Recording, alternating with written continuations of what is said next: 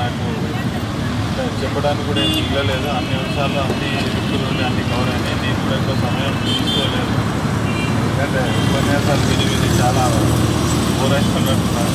అయినా కానీ 2 నిమిషాలు నా దృష్టిలో అంటే కొత్త నుండి నేను అబ్జర్వ్ చేసిన ప్రకారంగా ఐక్యత బీసీ ఐక్యత అని మాట్లాడుతున్నాం. కానీ బీసీలు ఐక్యత ఉంటున్నారు అనేది మనం ప్రశ్నించుకోవాల్సిన విషయం. అది మొదటి విషయంగా నేను భావిస్తున్నాను.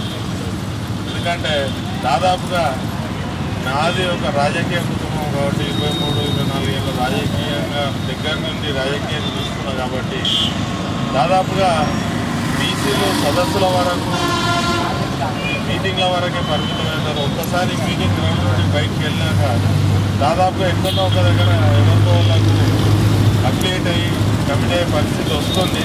దానికి ప్రధానంగా సార్ చెప్పినట్టు ఒక నాయకత్వం అనేది లేక కొనబడుతుంది. మొట్టమొదటగా మనం ఒక నాయకుడిని ఎంచుకొని లేదా నాయకత్వ లక్షణాలు ఉన్న వాళ్ళనన్నా ప్రోత్సహించుకొని ఒక నాయకత్వం ఏర్పరచుకుంటే కానీ దాదాపుగా మనం అనుకున్నది సాధ్యం కాదని నేను భావిస్తున్నాను. అలాగే మన దాంట్లో మనకి అంటే తీరా వచ్చే వరకు బీసీలంతా బీసీ కుల అంటే దాదాపుగా ఎట్లా అని అంటే మంగళి బీసీ కుమ్మరి ఇట్లా పెట్టుకొని ఏదన్నా దాన్ని ఐక్యంగా ఒక వర్డ్ని తీసుకొచ్చి చేస్తే కానీ అదైతుంది. కానీ మళ్ళా ఎవరి కులం వాళ్ళు పేరు ప్రతిపాదించుకుంటే అది బీసీ ఐక్యతకు భంగం కలిగినట్టే అనిపిస్తుంది.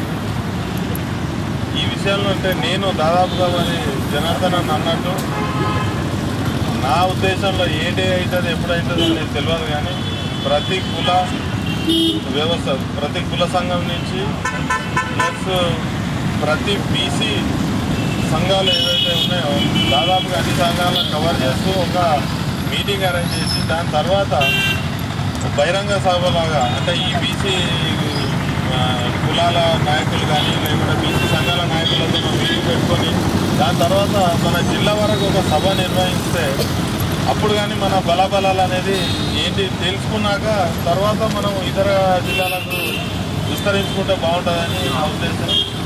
దీన్ని నేను అంటే ఈ మీటింగ్స్ మనం టైం తీసుకొని ప్రతి కుల పెద్ద మనుషులతో పాటు ప్రతి బీసీ సంఘం నాయకులతో ఒక మీటింగ్ పెట్టుకొని జిల్లా బహిరంగ సభ ఏర్పాటు చేస్తున్న ప్రయత్నం ఉంది. నేను ముందండి దానికి సలహాస్తానని జనార్దన్ అన్నది వేదిక మీదుగా మాటిస్తూ ముగించుకుంటున్నాను. జై తెలంగాణ.